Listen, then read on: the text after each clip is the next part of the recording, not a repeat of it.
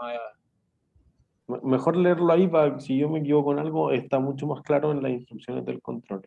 Pero ahí está detallado lo que hay que subir de respaldo del control. Dale, dale. ¿Dudas?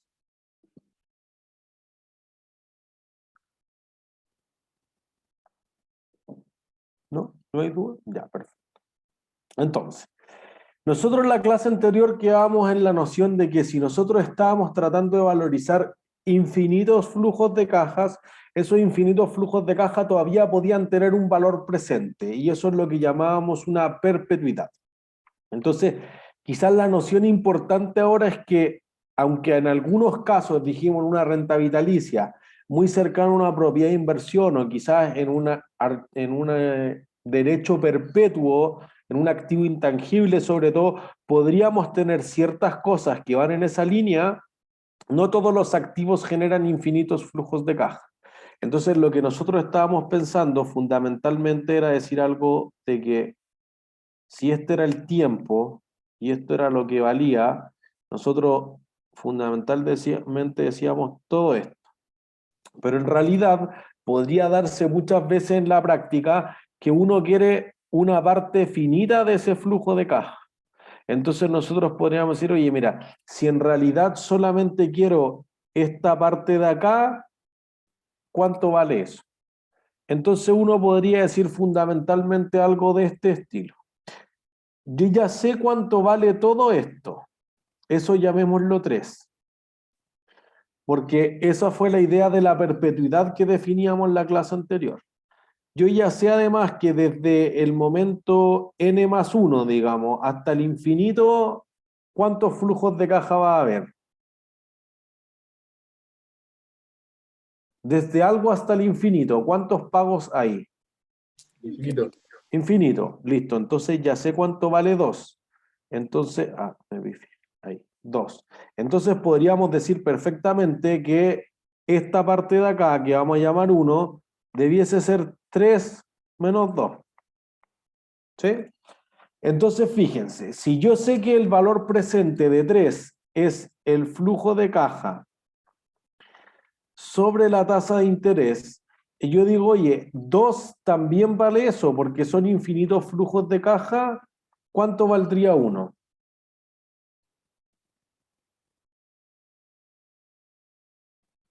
Si eso fuese así, ¿cuánto valdría 1? Pero, 0, ya. ¿1 vale 0? no. No, ¿cómo sé que 1 no vale 0?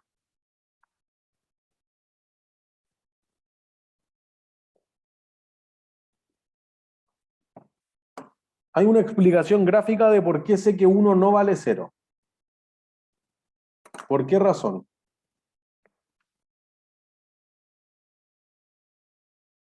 ¿Alguien logra ver por qué 1 no vale 0?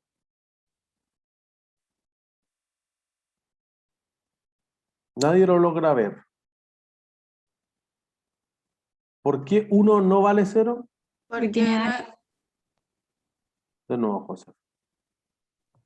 no, que al final si lo vemos gráficamente 3 no es igual a 2, entonces algo me queda. Ya, pues listo, hay un área y eso es suficiente para decir que 1 vale algo. Pero además ahora pensemos no en la parte gráfica, digamos más matemática quizás, sino en la parte financiera. ¿Cuántos flujos de caja voy a recibir en esta corriente que llamamos 3?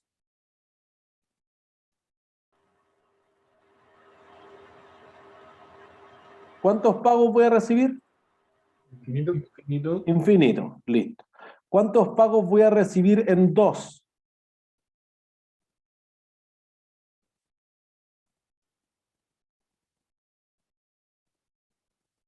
Si parten algo y llega a infinito, ¿cuántos recibo?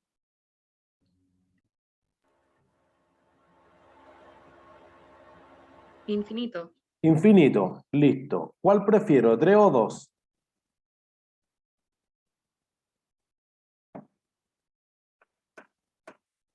¿O les da lo mismo? Mejor 3, ¿Por qué? porque 2 vales muy poco en valor ¿Cómo sabemos presente. eso? Sí, porque son flujos infinitos, pero a futuro, entonces a valor presente van a valer muy poco. Ah, ya. O sea, ustedes prefieren 3 porque parte antes que 2. Entonces, si yo voy a recibir exactamente lo mismo, infinitos pagos, prefiero que partan antes, no que partan después. Entonces ahí uno tiene claro que 3 debería ser estrictamente más que 2. ¿Se entiende? Entonces fíjense que aquí nosotros vamos a decir, oye, mira, el primer pago parte desde el mes 1, por ejemplo.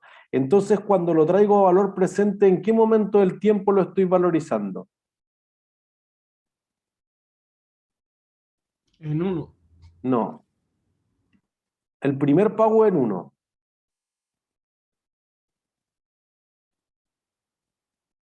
No es en 1. El primero llega un mes en el futuro, pero yo lo quiero valorizar ahora. ¿Cuánto? ¿Qué momento es ahora? 0. 0. Perfecto, ya. Fíjense que esta perpetuidad 2, en realidad yo la estoy recibiendo desde el periodo n más 1, digamos 50 meses ya. Desde el mes 51 recibo los pagos. Entonces, ¿en qué momento del tiempo lo estoy valorizando?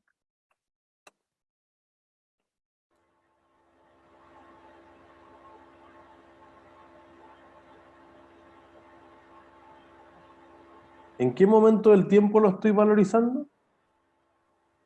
¿Un futuro? En el futuro. Ya, pero ¿en qué momento? Si los pagos parten en 51, ¿cuándo lo estoy valorizando?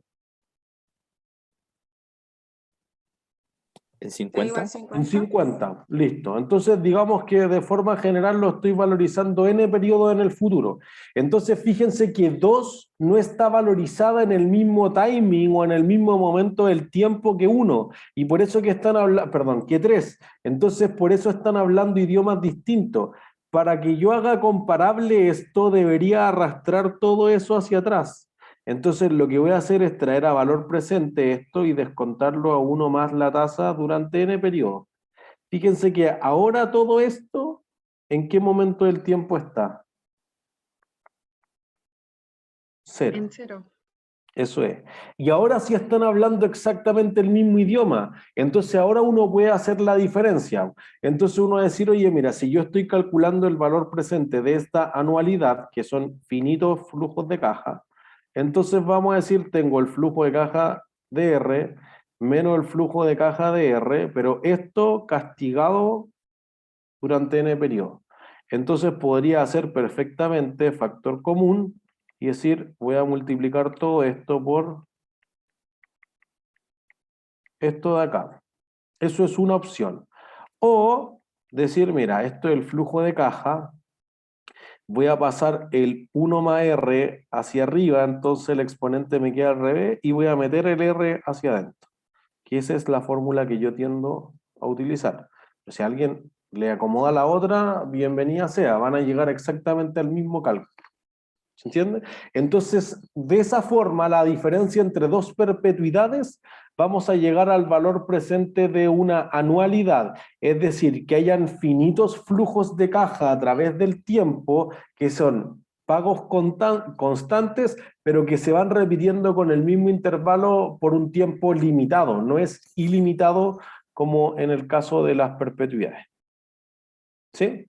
Entonces, uno podría decir, mira, si yo tengo una lotería que promete un sueldo de por vida de 7 millones o tengo un pago inmediato de 125 millones, ¿qué preferiría?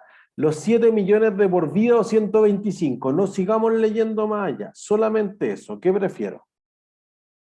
Los 125, ¿Por qué?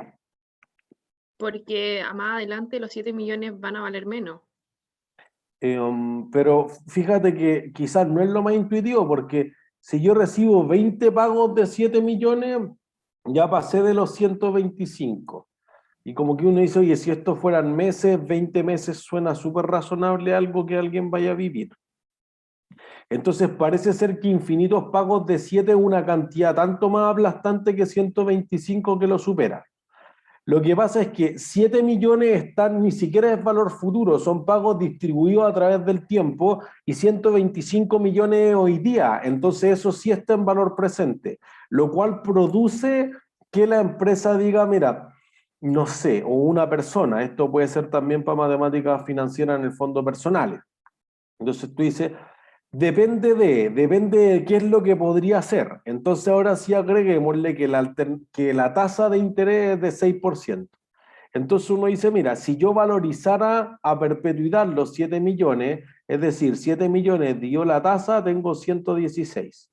¿Qué prefiero, 125 o 116?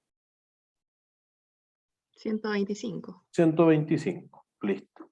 Entonces fíjense que uno podría verlo de otra forma. Si yo tengo 125 ahora, me van a generar 6% de rentabilidad. Entonces, los 125 millones por el 6% me va a dar un flujo de caja que es 7 millones. ¿Ustedes prefieren 7 millones y medio o 7 millones de por vida?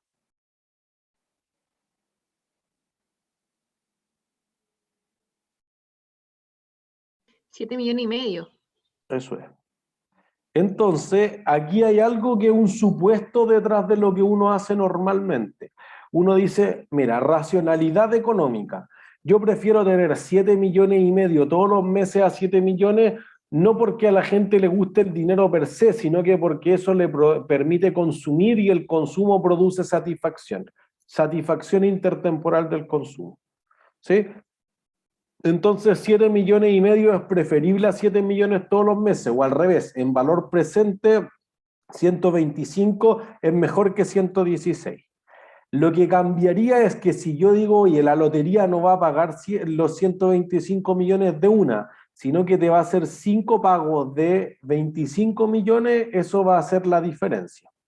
Si yo traigo a valor presente los 5 pagos de 25, entonces uno va a generar 105 millones.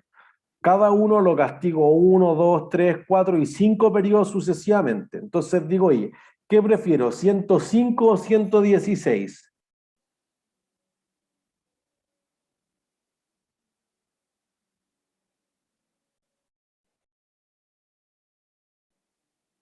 ¿Prefiero 105 o 116 millones?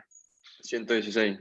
116, pues listo. Entonces fíjense que 125 en un solo pago conviene, pero 125 dividido en 5 pagos anuales no conviene. ¿Se entiende? Y entonces aquí aparece la noción de la anualidad, porque aquí intencionalmente, claro, uno dice, oye, yo podría descontar cada uno de los pagos y sumarlo, porque son 5, pero si tengo un crédito hipotecario por 20 años son 240 pagos, entonces el chorizo va a ser gigantesco. Ahí viene la noción de las matemáticas financieras que podría simplificarte eso. Y entonces ahí nosotros lo que acabamos de plantear en la pizarra, podríamos decir, oye, esto de aquí va a ser 25 millones, que es el pago cada año. Tengo la tasa de interés que es del 6% y eso va a ocurrir durante 5 periodos. Entonces, eso podría simplificarse para obtener esos 105. Y ahí de nuevo, para comparar cualquier decisión financiera, uno tiene que comparar en valor presente, no en valor futuro. ¿Sí? Entonces 105 son comparables con 116 porque están en valor presente y se prefieren los 116, no los 105. ¿Sí? Entonces, después uno dice, mira, la idea esencial es que aquí vamos a tener la fórmula. Si uno en realidad prefiere ocuparla, insisto, con el menos n arriba o con el n abajo, como a ustedes les sea más cómodo, si ya hicieron el curso en alguna versión anterior, etcétera, como les sea más simple, es álgebra, van a llegar exactamente a lo mismo. Entonces, volvamos sobre nuestro ejemplo inicial del Banco Central que quería que le prestáramos plata. Nosotros dijimos, oye, ¿qué pasa si hay un solo pago de 5 millones en el futuro? ¿Qué pasa si hay infinitos pagos de 120? Entonces, eran distintas nociones. ¿Qué pasa ahora si el Banco Central promete pagar 250.000, pero solamente por 30 años? Entonces, fíjense que los 250.000 se transformarían en el flujo de caja, ahí tenemos la cuota, tenemos la tasa de interés que le hemos dado todo el rato, que es del 3%, tenemos el número de pagos que se va a hacer y aplicamos la fórmula de la anualidad, pues, y entonces eso va a producir los 4.900.000. Entonces fíjense que eso es lo que estaría dispuesto a pagar por 30 pagos de 250.000 cada año, desfasado a través del tiempo. Entonces lo que eso produce es lo siguiente. Si tú pudieses comprar esta promesa por menos de 4.900.000 es buen negocio. Por 4.700.000, por ejemplo. Si tú la pudieras vender por más que eso es buen negocio. Si está en torno a eso, entonces no gano ni pierdo, solamente está en su valor razonable o su valor justo. ¿Se entiende? Lo que pasa es que el Banco Central podría cambiar esto, es decir, mira, yo no quiero pagar todo ahora, quiero pagarte en 30 años más. Entonces tú dices, muy bien, pues si tú tienes ahora 4.900.000, yo necesito ganar 3% durante 30 años compuesto, y entonces debería obtener 11.893.000. Ese es el pago que debería hacer el Banco Central en vez de 250 por año, un solo pago al final de los 30 años. Entonces, fíjense, ¿qué preferirían ustedes? 4.900.000 ahora, 250.000 distribuidos por año en 30 años, o un solo pago en 30 años más de 11.893.000.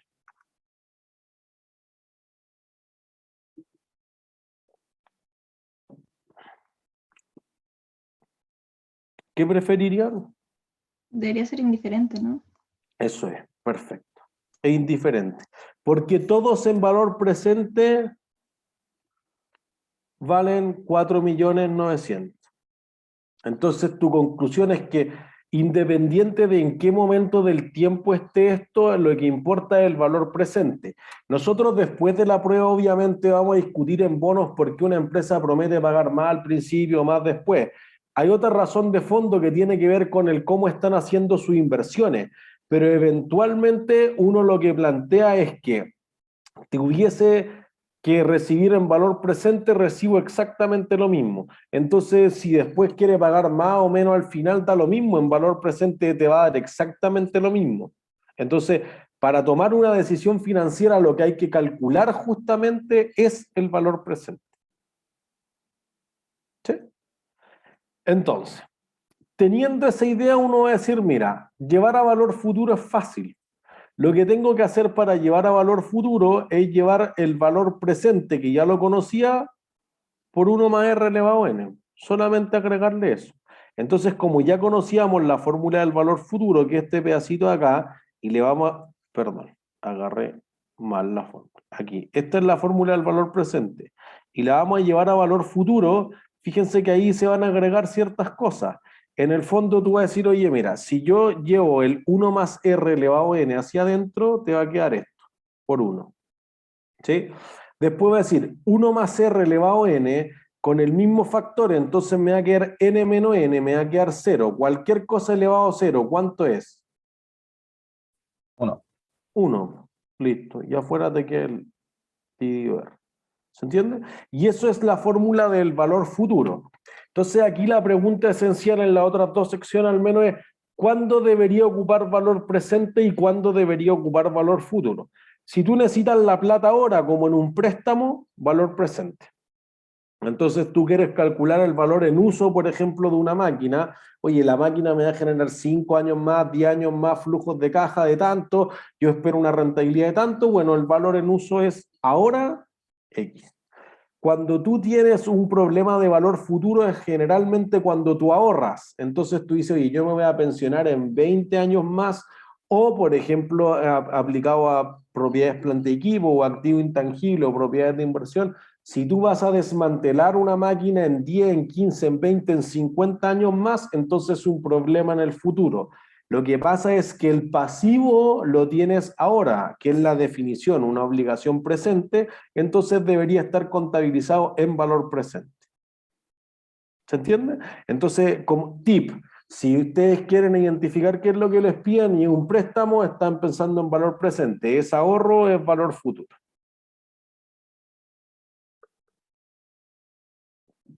¿Sí? ¿Dudas? ¿No? Si alguien se va quedando atrás, me detiene. Entonces, lo que tenemos ahí es que hasta el momento no le hemos puesto apellido a la tasa de interés.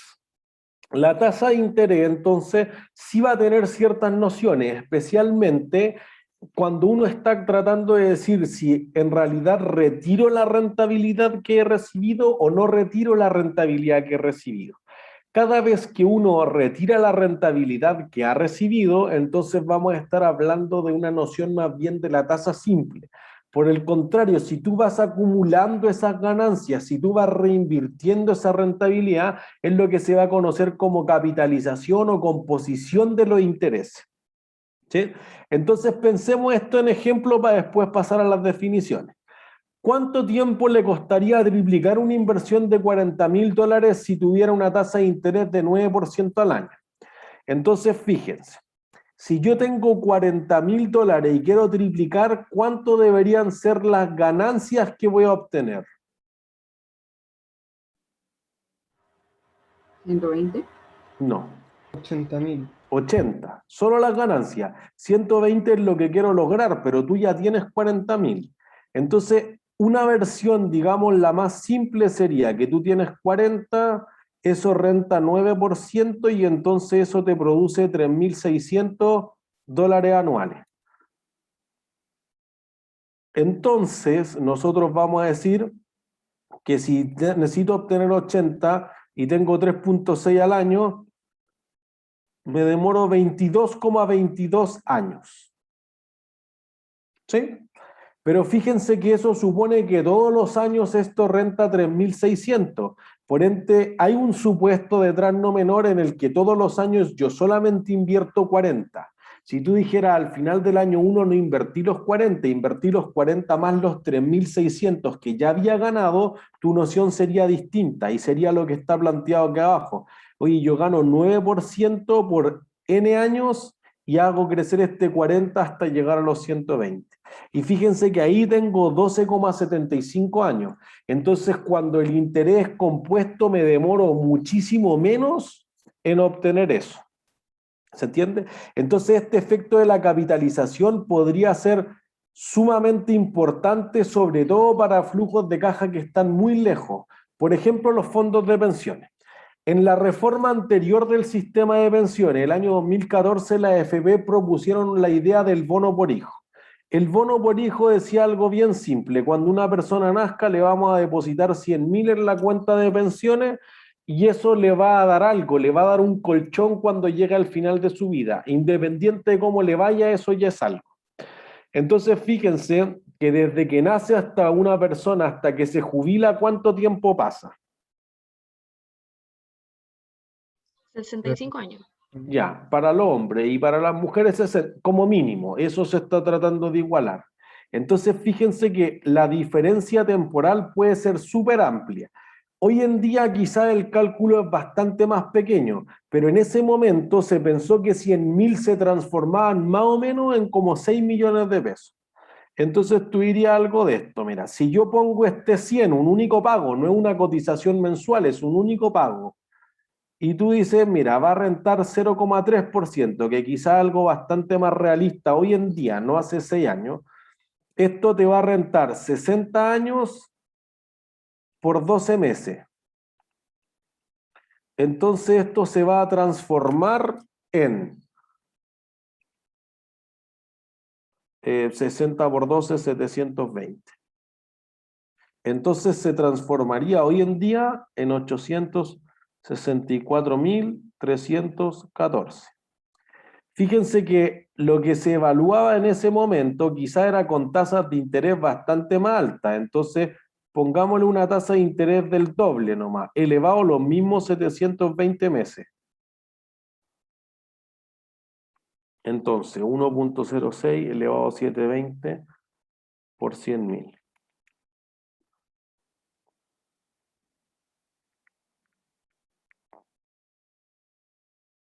Entonces, fíjense en esto. Si yo solamente cambié el parámetro de la tasa de interés aquí, de aquí a aquí, ¿en cuánto subió la tasa porcentualmente? El doble. Al doble, 100%. Listo. De aquí a aquí, fíjense en cuánto subió, lo voy a colocar exacto, 864, 314, y 864, 864, 314. Entonces cambió en 758,77%. Entonces fíjense que solamente el efecto de unos pocos puntos porcentuales más de interés, pero compuesto por un plazo muy largo, 720 meses, puede hacer toda la diferencia. Por eso que yo les decía que este número en ese momento se estimaba más o menos en unos 6 millones. Quizá hoy en día eso es mucho más bajo. ¿Se entiende? Y por eso, por ejemplo, que las pensiones cada vez son peores, porque las rentabilidades del mercado, lo leyeron ustedes en el capítulo, llegan a ser a cosas negativas. Entonces, en esos niveles ridículos, quizá esto necesita tener un flujo por otra parte. La persona sí o sí debería cotizar más para que la pensión se transforme en algo mejor al final. ¿Se entiende? Entonces, fíjense que hay un problema aplicado de matemáticas financieras que este efecto de componer o no componer los intereses puede hacer una diferencia significativa en el valor final, sobre todo. ¿Sí? Entonces, si uno dice, mira, ¿qué concepto estamos utilizando? Cuando uno no retira los intereses, perdón, cuando uno retira las ganancias, los intereses, están hablando de la tasa simple, porque en el fondo tú vas a obtener n veces los periodos que pases. Por ejemplo, si es mensual, si tú ganas un 1% mensual y pasan 12 meses, va a haber ganado 12%, pasan 24 meses, va a haber ganado 24% y así sucesivamente. ¿Sí? Pero si en realidad tú dejaras la plata, va a ocurrir algo distinto. Tú vas a decir, por ejemplo, pensémoslo solamente para 2 meses. El primer mes me gano un 1%. El segundo mes me gano otro 1%. ¿Pero qué me gano además? El 1% del primer mes. Eso es. El 1 del 1. Y entonces fíjense que eso ya no es 2. Eso es 2,01%. Entonces uno dice, oye, pero la diferencia es súper marginal. Sí, pero eso podría hacer toda la diferencia. O sea, inclusive en frecuencias de tiempo muy bajas. Por ejemplo, cuando yo estaba en el Banco Santander, nosotros atendíamos a los clientes corporativos. Eran lo más grande que podía haber. Codelco, la Armada, BAF, un laboratorio gigantesco de Alemania, etc. Entonces, esa empresa, el sencillo que tenían eran 50 millones de dólares. Entonces, cuando tú dices, oye, tengo esta plata que me sobra hoy día y la tengo que pagar mañana en la mañana, la gestión de la tesorería, de lo que se conoce como la liquidez, se puede hacer por un overnight. Oye, yo deposito la plata hoy día a las 2 de la tarde y la retiro mañana a las 9 de la mañana. Eso paga una tasa, puede ser súper pequeña, pero paga algo. Y cuando son ese tipo de cifras, puede ser suficiente, harta plata. ¿Entiendes? Puede ser una diferencia significativa en la utilidad sobre todo. Entonces, la magia de la tesorería está justamente en administrar esta diferencia entre cobro y pago y que eso te genere unos ingresos financieros que puedan contribuir significativamente a la utilidad final de la compañía. ¿Se entiende? Entonces uno dice, oye, pero es 0,1%, sí, pero eso compuesto por 10, por 20, por 50, por 720, hace una diferencia brutal en la cifra final que uno obtiene. ¿Sí? Entonces, cuando yo supongo que se van retirando periodo a periodo las ganancias, eso es interés simple. Normalmente la convención de la tasa de interés simple es lo que se ocupa en Estados Unidos y sobre todo en los bancos del mundo transversalmente. Entonces, tienden a ocupar esa noción por algo que vamos a demostrar ahora. La contabilidad, por el contrario, ocupa la noción de la tasa efectiva y es lo que ocupan la mayor parte de los mercados financieros, por ejemplo, de bonos en Alemania, en Inglaterra, en Francia, en Chile también. Se ocupa la concepción de que la tasa es compuesta o efectiva y eso implica que se están reinvirtiendo los intereses sobre intereses o las ganancias de otro tipo que quizás no sean intereses. ¿Se entiende? Entonces, perdón, ajá. ¿Y en la simple se reinvierten los intereses igual o no? Ahí no se reinvierten, se retiran. Ya. Entonces, aquí quizás lo más claro es un gráfico que está en el capítulo que en el fondo tú dices, mira, si tú tuvieras 1% efectivo al mes, ¿cuánto podrías convertir al año?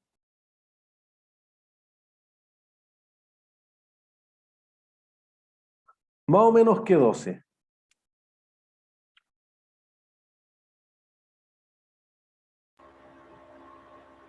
Miren, quizás pensémoslo antes. Más. ¿Ustedes prefieren 1% mensual o 12% anual? Yo diría que de hecho esto es una de las preguntas del control de lectura que le debe haber aparecido a alguien.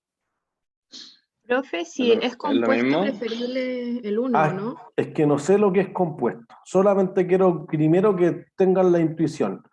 ¿Qué prefieren? ¿1% mensual o 12% al año? 1%. De nuevo, Fernando, que se cortó. Respondió otro, pero es 1%. 1%. Perfecto. Perdón, es que a mí me aparecía Fernando. Entonces, 1%. ¿Por qué? Porque se van reinvirtiendo los intereses. O más simple aún, por valor del dinero en el tiempo. Yo prefiero que la rentabilidad me llegue antes o después. Antes. Antes, listo. Lo que hizo ¿Y da fue lo mismo el tipo de tasa, profe? O sea, siempre es mejor mensual a anual. Es que no sé lo que es la tasa, puede ser muy sofisticado, eso no entiendo. Pero si ustedes me ofrecen un 1% mensual o un 12% al año, yo prefiero que me paguen un 1% mensual. Porque ustedes me pagan mi 1% y yo después lo vuelvo a reinvertir o me lo gasto, pero eso causa satisfacción. No sufro todo el año para que ustedes me paguen 12%, ustedes me van pagando parceladamente. Miren, en el fondo quizás lo ven como riesgo, oye, si me espero un año, capaz que no me pague nada, pero si me va pagando todos los meses, llegado el último mes, lo que me le va a faltar es un 12avo nomás, pues entonces por último rente 11, pero no rento 0. ¿Se entiende? Entonces fraccionado es preferido por cualquiera de todas las razones anteriores que entregamos. Pero si ahora sí vamos al efecto de la composición o de la tasa efectiva compuesta que ustedes dicen, claro, si yo recibiera un 1% mensual, ¿cuánto podría generar al año?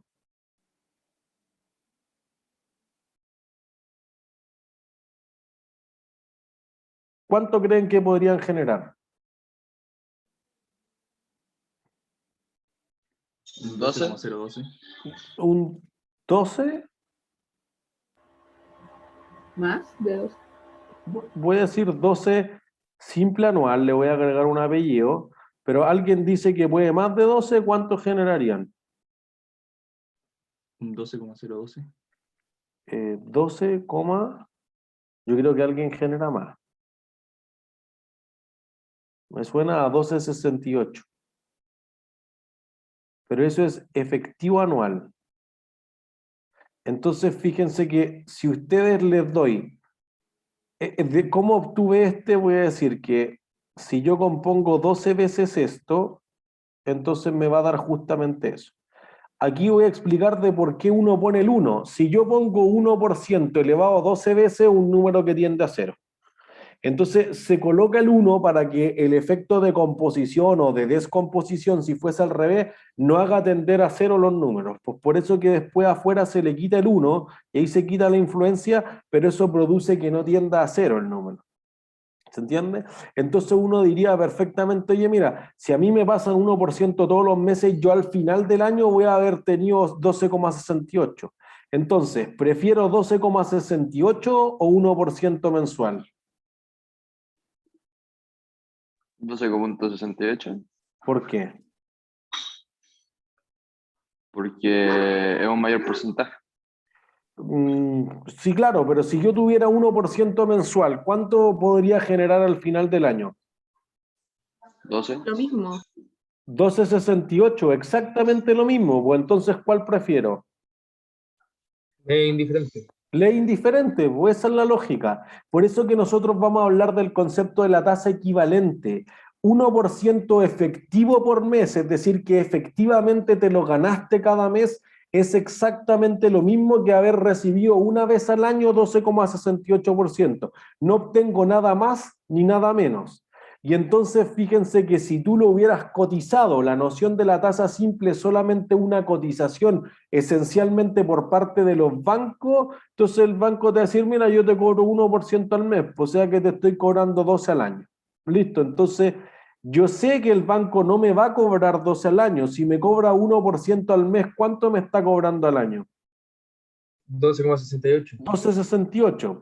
Pero fíjense que tiene un efecto de marketing. El banco quiere decir que te cobra 12,68 o 12. 12. Es más, 12, es más baja. Eso es. Por eso que en la presentación de la convención que ocupan los bancos, que es la tasa simple, está bien. Dice, no, es que mira, lo multipliqué nomás, 1 por 12 meses, 12% al año. Ya está bien. Eso no quiere decir que te vaya a efectivamente cobrar eso. En el fondo, si yo agarro todos los gastos por intereses y lo divido lo que me había prestado al principio del año, eso no me va a dar 12, me va a dar 12,68%. ¿Se entiende? Entonces, fíjense que esas tasas son equivalentes.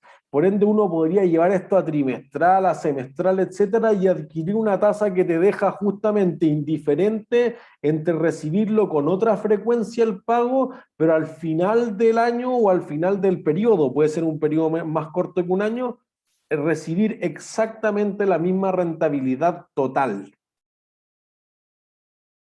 ¿Se entiende? Entonces, fíjense que esto, y después lo vamos a ver el jueves en el ejercicio 2 de matemáticas financieras, es sumamente importante para la economía, sobre todo para las casas comerciales. Las casas comerciales, que eran la alternativa a ir al banco, no eran reguladas, pues entonces los bancos se quejaron de competencia desleal, porque las casas comerciales decían, yo no cobro intereses. No, yo cobro gastos de mantención de la cuenta, gastos operativos, gastos notariales y no sé qué otras cosas. Y entonces, pero intereses no cobro. Entonces parece ser que la tasa es 0, pero tú pediste un préstamo por 1 millón y terminaste pagando 1.200.000. ¿Cómo? No sé, pero no son por intereses. Entonces ahí apareció el CERNAC financiero y dijo, mira, estas entidades no bancarias que dan muchos préstamos, digamos, informales, lo que están haciendo es que están camuflando los intereses de otra forma. Entonces dijeron, mira, me da lo mismo cómo le llame a esos gastos, todos están asociados al financiamiento, por ende son un gasto financiero. Y entonces mete todo eso en una bolsa, conviértelo en anual y dame una tasa.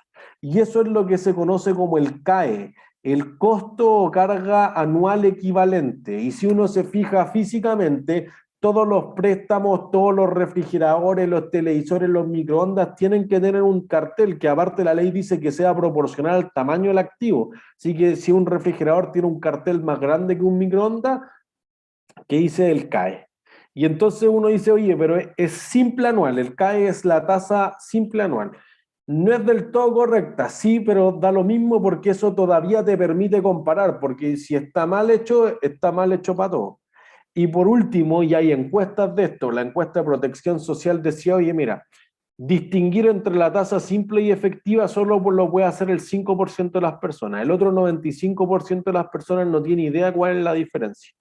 Entonces, ya mostrarte el CAE le permite comparar las personas, ya no tiene que decir, oye, es que este no me cobra 3 meses, este me da un plazo de 3 años, este me da 2 años, que la cuota es más baja, porque todo ese tipo de distorsiones como que hacen bien borroso que una persona común y corriente pueda decidir sobre el tema. Entonces dijo, no, pues háganlo simple, ponle el CAE y el que tenga el menor CAE es el mejor préstamo para la persona.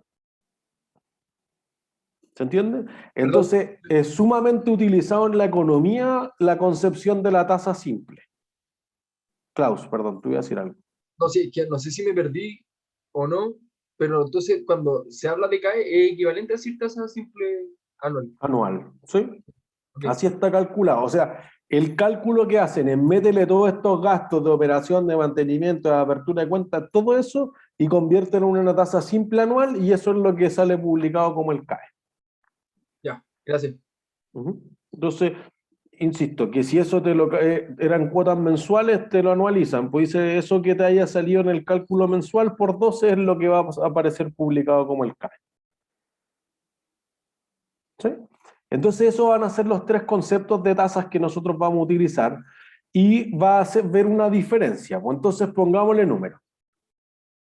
consideremos que el Banco Central ofrece un pago de 60.000 por semestre, o sea que al final del año te va a dar 120. Si uno invirtiera 4 millones en un instrumento, uno podría decir de una forma bien simple que obtuviste 120 sobre los 4 millones, o sea, un 3%. Si uno en realidad escogiera otro instrumento financiero, pero que solamente paga una vez al año, ¿aceptaría recibir el 3% o no? ¿Qué harían ustedes?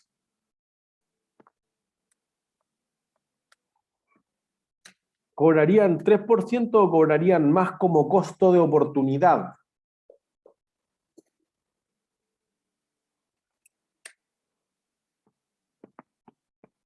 Más o menos de 3%. Oiga, profe, ¿sabe quién es por nada? Pero en verdad que no entiendo cómo leer el ejercicio para entenderlo. ¿Se va a cobrar más o no? Porque como es un interés simple, Voy a ir sobre el punto del clauso y retomo. Digo, mira, hagamos una línea de tiempo. Yo invierto aquí 4 millones, sale la caja, y esto promete pagarme 60.000 acá y otros 60.000 acá. Entonces yo digo, ya, pues mira, me dio 120.000 y yo había puesto 4 millones, entonces creo que la rentabilidad de haber invertido en esto es 3%. Eso fue lo que gané. Lo que pasa es que ahora voy a comprar otra inversión que va a invertir los mismos 4 millones, pero que aquí me va a pagar 0 y me va a pagar todo acá, X, no te dice cuánto. Entonces quiero ver si en realidad yo a esto le exigiría un 3% de rentabilidad o no. Esa era la pregunta de fondo. Ok. Uh-huh. Entonces, sí o sí debería ser mayor, pues. ¿Por qué? Porque pierdo esa como oportunidad de tener la plata antes. Eso, listo. Esa es la diferencia esencial. Entonces, como uno siempre prefiere la plata antes, dice, oye, no. Aquí lo que pasa es que si yo recibo 60 lucas el primer semestre, entonces esos 60.000 sobre los 4 millones me da efectivamente una rentabilidad de 1,5. Entonces, fíjense que el primer semestre yo me gano 1,5. El segundo semestre me gano otro 1,5. Pero ¿qué otra cosa me puede haber ganado el segundo semestre? ¿El 1,5 del 1,5? Eso es, la rentabilidad sobre la rentabilidad. Y entonces eso no da 3, da 3,0225%. Entonces una tasa de simple de 3% al año no es exactamente lo mismo, o de 3% por año no es lo mismo que una tasa de 1,5 por semestre. Es lo mismo que 3,0225% una vez por año. Entonces aquí la equivalencia es que si la tasa es cotizada como simple, uno podría pensar que es 3% al año, pero eso es 1,5 efectivo por semestre, y 1,5 efectivo por semestre en términos efectivos por año es 3,0225. ¿Se entiende? En todos los casos recibo exactamente la misma rentabilidad, por eso hablamos que es equivalente, pero están cotizados con el apellido de simple o con el apellido de compuesta o efectiva. ¿Sí? ¿Dudas hasta ahí? ¿No? Entonces, fórmula general. Piensen en esto. Nosotros decimos, mira, si yo tuviese un monto cualquiera y yo lo hago lo que veíamos el jueves en la noche en el horario de consulta, yo lo hago crecer una vez al año, digamos. Por eso voy a poner tasa efectiva anual. Eso significa TEA. Entonces va a crecer una vez al año. Esto debiese ser exactamente lo mismo que haber puesto ese monto, pero por ejemplo recibir una tasa efectiva mensual y que eso ocurriera 12 veces al año. O que fuese semestral y ocurriese 2 veces al año. O que fuese trimestral y ocurriese 4 veces al año y así sucesivamente. ¿Sí? Entonces fíjense que si yo digo, oye, el monto está repetido a los dos lados, yo podría perfectamente generalizar la fórmula de esta forma. la tasa efectiva mensual, semestral, etcétera, va a ser la tasa simple. Si es que es simple, acuérdense que está linealizada, es decir, si yo la amplifiqué, la multipliqué por n, y si yo la quiero achicar, la dividí por n, compuesta n veces. Entonces tú podrías decir perfectamente, oye, este pedacito que queda acá es lo que llamamos la tasa efectiva del subperiodo. ¿Cuánto dura el subperiodo? No sé, trimestral, semestral, mensual, bimestral, bimensual, lo que sea. Pero hay un periodo quizás más chico que un año, ¿se entiende? Entonces, lo habitual es que particularmente los bancos coticen la tasa de interés como simple por la razón que explicábamos antes. Se ve artificialmente más baja y entonces parece que cobraran menos por los créditos de lo que efectivamente cobran. ¿Sí? ¿Dudas hasta ahí? Entonces, fíjense, teniendo eso, lo que uno dice es, al entender esta noción, lo que se va a generar es que eventualmente tú dices, oye, yo voy a tener composiciones mensuales, bimensuales, semanales, diarias, etcétera. Podría achicarse mucho esto. En el extremo podría ser algunos instrumentos que nunca dejan de rentar. Por ejemplo, las criptomonedas, el mercado no cierra nunca. Por ejemplo, los derivados financieros, los mercados no cierran nunca. O podría ser algún negocio que reciba flujos de caja muchas veces todos los días. Quizás no en las condiciones actuales, pero un hotel podría tener que recibir y esto reinvertir 2000 veces por año. Entonces quizás si el n crece significativamente, en el fondo tiende infinito, va a generar una diferencia. Porque fíjense en el gráfico que si yo compongo una vez por semestre, al final del año me voy a ganar un pedacito. Esa diferencia de ahí entre la línea naranja y la línea azul, celeste, perdón.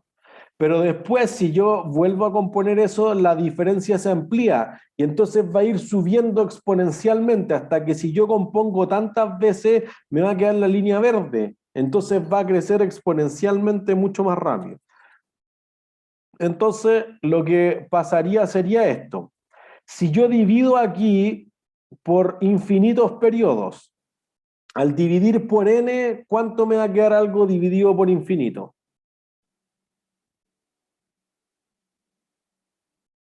0.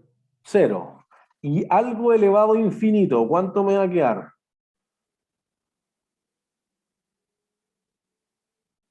Infinito, ¿no? Infinito. Entonces, 0 elevado a infinito, ¿qué me va a quedar?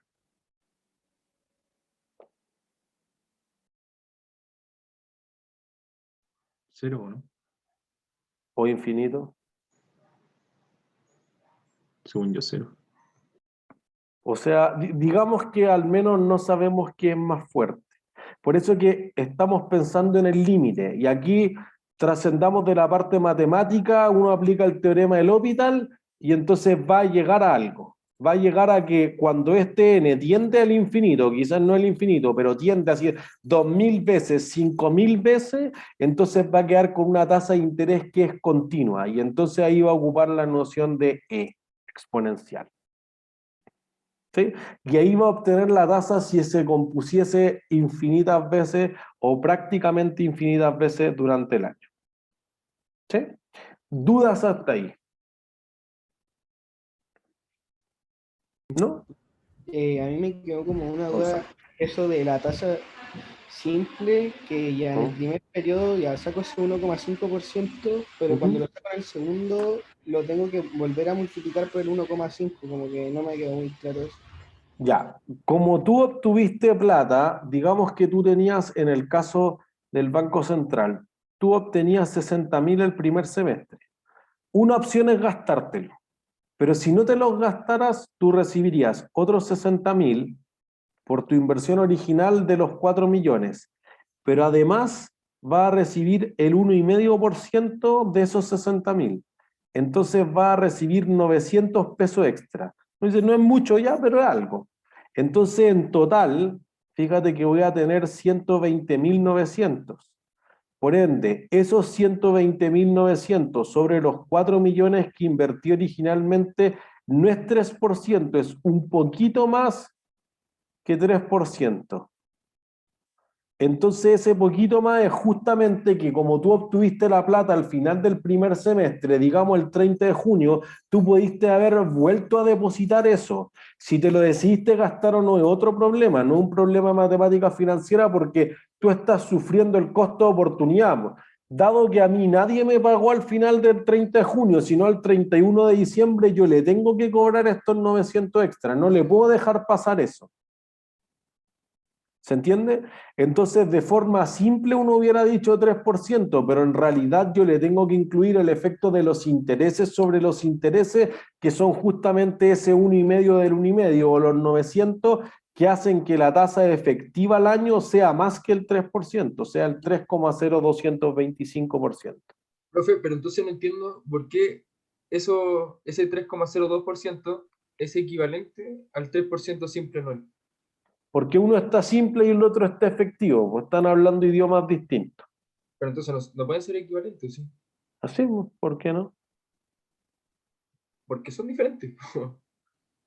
No, pues, porque es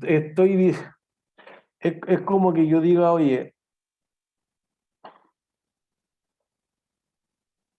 1,15 es igual a 1. Podría decir eso, ¿no? Así como, sí, no. Ya, listo. Es que justo quiero decir esto. Oye, el euro le puse un apellido distinto. Ese es simple y este es compuesto nomás.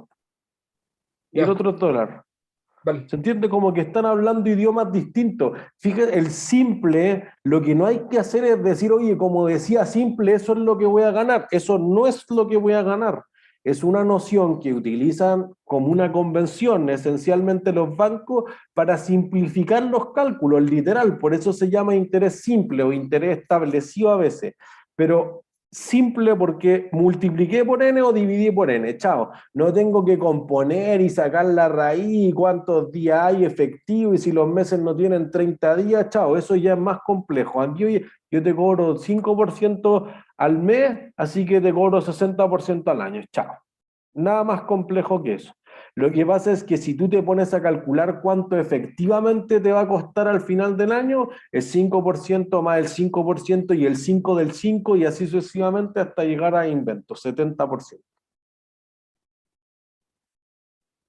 ¿Se entiende?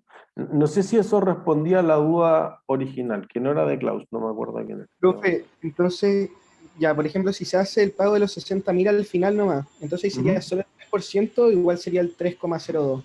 Claro, si yo hiciera un solo pago de 120 al final del año es más malo. Yo prefiero que me hagan pagos de 60.000 semestrales a que me hagan un solo pago de 120 al año. Pero si me hacen un pago de 120, 900 al año o dos pagos de 60, me da lo mismo. Ya, profe. ¿Se entiende? Entonces, fíjense que nosotros hemos supuesto que todos los pagos se hacen al final del periodo. Lo que podríamos hacer perfectamente es que esos flujos no ocurran al final del periodo. Esto fundamentalmente ocurre con los arriendos, los contratos de arrendamiento o de leasing hacen algo distinto. Si a alguien le ha tocado ir a arrendar una casa o un departamento, apenas llego, lo primero que hay que hacer, ¿qué es?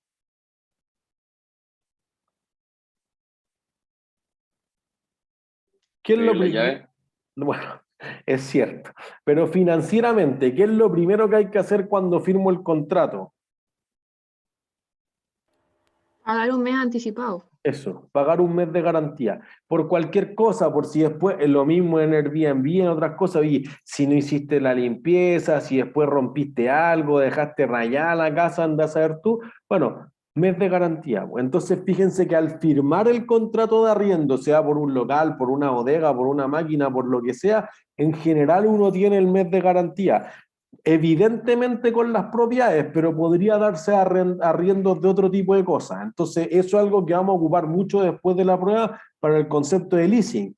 Entonces, vamos a decir, mira, si eso ocurre antes, fíjense que va a generar una diferencia en el valor del dinero en el tiempo. Si los pagos ocurren antes, ¿para ustedes vale más o vale menos? Vale más. vale más, porque lógica del valor del dinero en el tiempo es que prefiero la plata antes que después. Entonces, en valor presente aumenta cuando los flujos de caja son anticipados o son adelantados, que es distinto a que sean al final del mes, es decir, vencidos. ¿Sí? Por el otro lado, uno podría decir, mira, es que la lógica de que sean más en valor presente es que si yo te pago ahora, eso no pierde valor. Por lo tanto, castigo un periodo menos en el tiempo el flujo de caja y por eso que vale más. Por el contrario, si uno lo piensa en términos del valor futuro, yo digo, mira, si yo voy a ahorrar por 5 años para cualquier cosa, para comprar un auto, si empiezo a poner desde el final del primer mes, eso va a ganar intereses por los siguientes 59 meses. Pero si yo hago eso desde el principio del primer mes, va a ganar intereses por 60. Por lo tanto, el valor final que voy a tener ahorrado, es decir, el valor futuro, va a ser más alto si empiezo al principio o si empiezo al final del primer mes.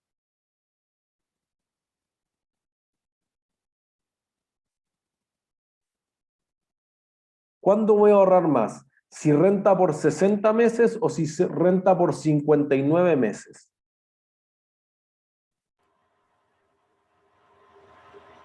¿60? Por 60. Eso es lo que dice Florencio. Entonces tú vas a decir, gano ese mes.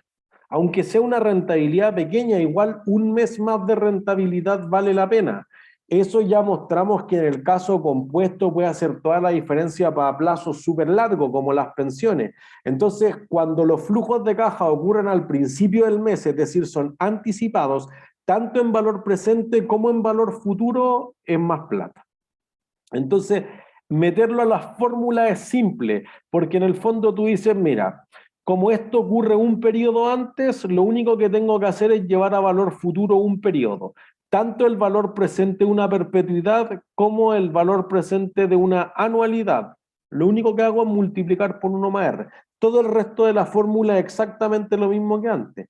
Y para el valor futuro, si fuese anticipado, exactamente lo mismo. Misma fórmula del valor futuro que planteamos antes por 1 más R. Profe, ¿cuál era la perpetuidad adelantada sin crecimiento? Recibo infinitos flujos de caja, por ejemplo en una propiedad de inversión, pero en vez de recibirlo al final del mes, lo recibo al principio del mes. Y eso es todo el rato constante, por eso le puse sin crecimiento. Nunca vamos a ver el crecimiento en este curso, pero en otros cursos podría haber algo con crecimiento. Gracias, profe. Entonces, lo único que hay que agregarle es justamente multiplicar por 1 más R.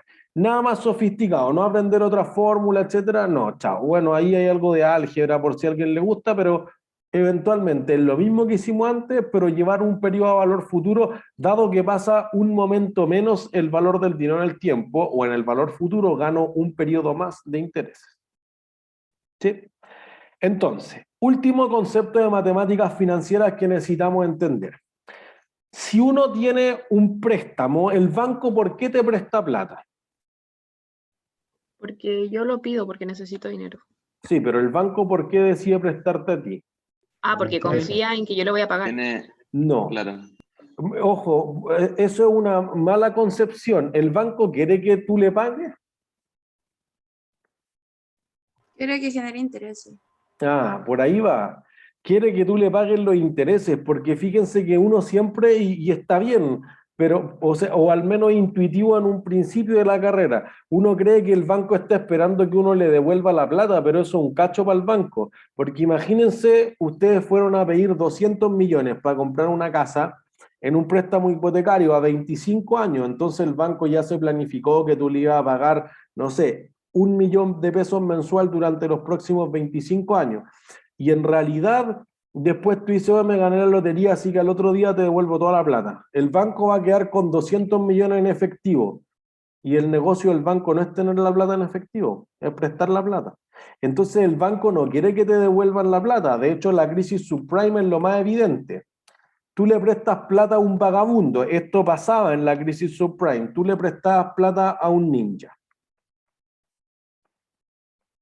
Un ninja era una persona que no tenía ingreso de cualquier cosa, no tenía trabajo y el banco le había prestado plata. Por lo tanto, cuando el banco presta plata, ¿qué le queda al banco?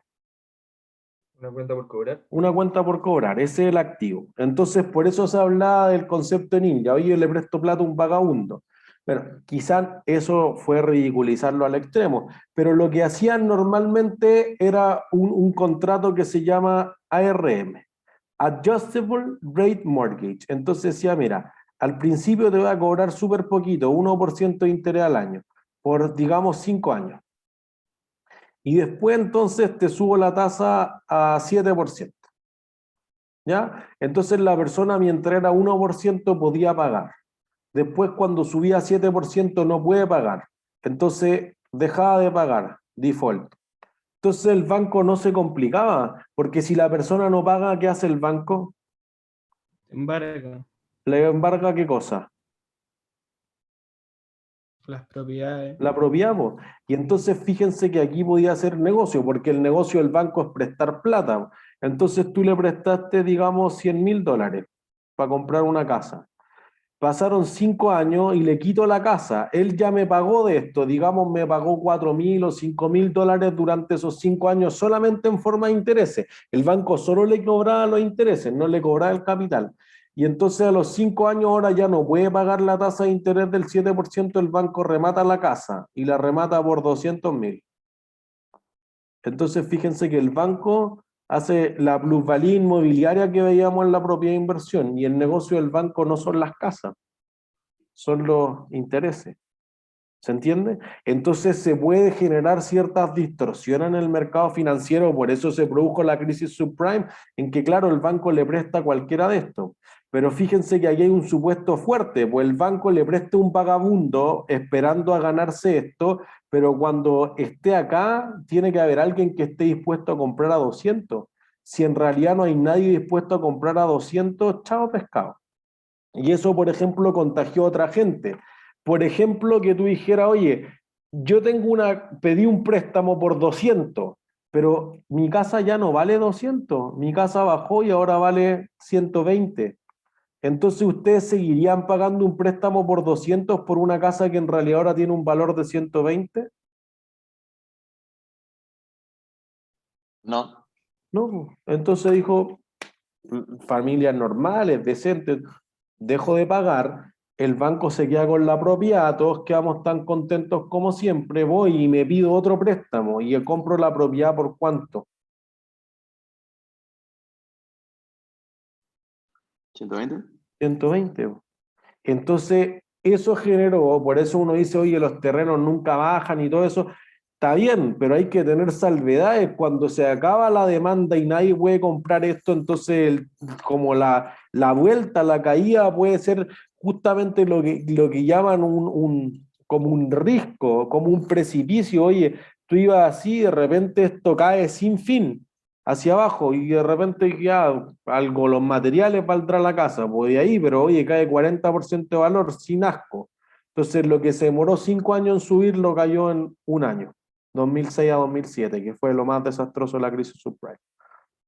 ¿Entiendes? O finales de 2006 a mediados del 2018 más o menos, ¿sí? Entonces uno dice, oye, el banco no quiere que tú le pagues la plata. ¿El negocio del banco cuál es? Prestar la plata siempre y que la plata te genere ¿qué cosa? Intereses. Intereses. Entonces el problema es cuándo van a registrar como ingresos los intereses los bancos o como gasto por interés en la empresa. Pongámosle número. Digamos que queremos saber cuánto es la cuota de un préstamo por 500.000 yenes que tienen 40 cuotas iguales y que pagan una tasa de interés del 15% simple anual. Fíjense que lo primero, tip, y esto tiene que ser para todos los ejercicios de matemáticas financieras que se vayan a hacer en todo el curso. Lo primero que hay que hacer siempre es convertir la tasa. Entonces, la primera pregunta que hay que hacerse siempre en cualquier ejercicio es ¿cuál es la frecuencia del flujo de caja? ¿Cuál es la frecuencia en este caso? Mensual. Mensual. Listo. Entonces, fíjense que yo tengo la tasa simple anual. ¿Cómo convierto esto en efectiva mensual? 15 dividido en 12. Eso. Listo. Como es simple, es dividido. Después, en el ejercicio con el que vamos a partir el jueves, van a decir, oye, es que si yo la hiciera compuesta, etcétera, podría hacer una diferencia. ¿Sí? Entonces, llego y divido eso. Digo, ya, 15 partido por 12 te da 1,25. Entonces, fíjense que un préstamo siempre es un problema del valor presente, porque yo sé cuánto le debo al banco ahora. Ahí ya está el pasivo, la obligación presente, que es justamente la definición del pasivo. Entonces digo, eso va a ser una cuota que desconozco, pero conozco la tasa de interés, conozco que voy a pagar 40 cuotas iguales y entonces aplico la fórmula del valor presente de una anualidad. Entonces despejo la cuota de ahí y la cuota te va a dar 15.961. Entonces fíjense que el total que voy a pagar va a ser 15.961 por 40. En yenes va a ser 638.440. Entonces fíjense que ustedes pidieron un capital de 500.000 yenes y terminaron pagando 638. Por lo tanto hay una diferencia de 138.440 que se atribuye a qué cosa? No me interesa. A los intereses. Perfecto.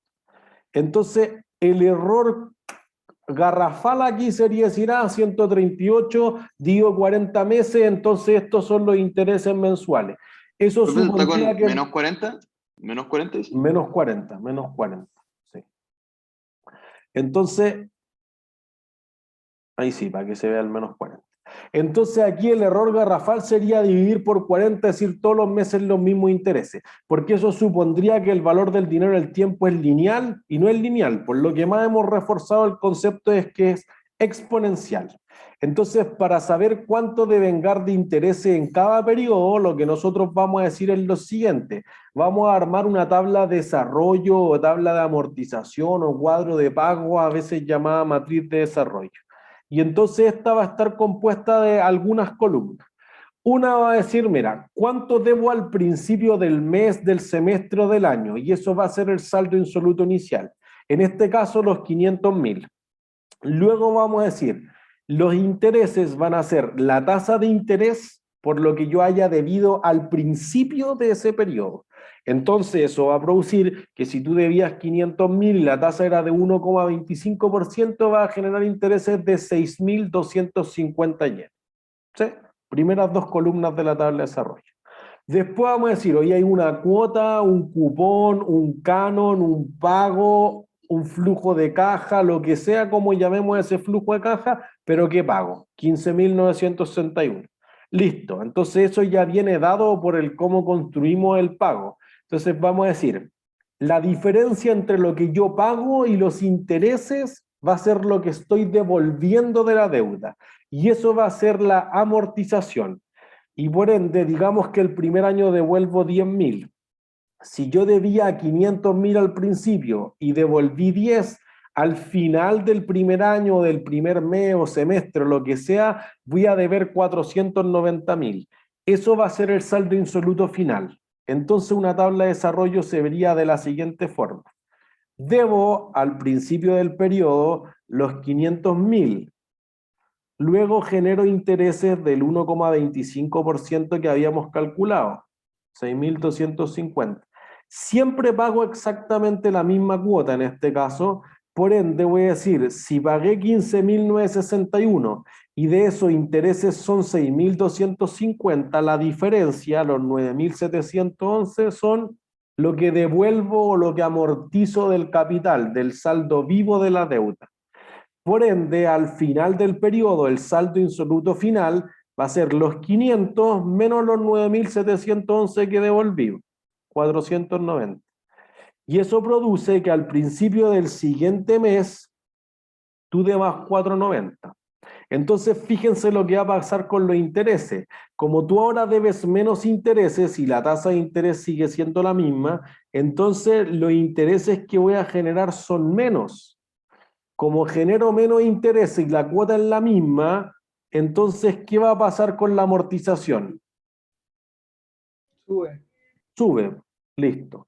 Entonces los intereses, fíjense, cada vez van a ser menos porque cada vez debo menos, y esto se puede estirar para los 40 periodos, y la amortización cada vez va a ser más. Es clásico que en los créditos hipotecarios uno dice, no, es que al principio solo es pagar intereses. No es cierto, porque si no nunca devolvería la deuda. Lo que pasa es que la mayor parte de la cuota se va en intereses, pero no toda la cuota. Y entonces al final después yo empiezo a amortizar mucho más rápido en ese sentido hasta llegar al último periodo y saldar por completo la deuda. ¿Dudas?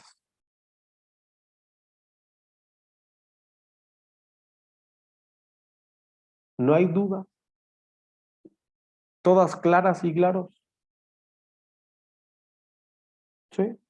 Ha sido todo por hoy entonces. Que estén súper Sí, tengo bien. una duda de intangible. Ignacio, me quedo. Cuando uno lo revaloriza, Ajá.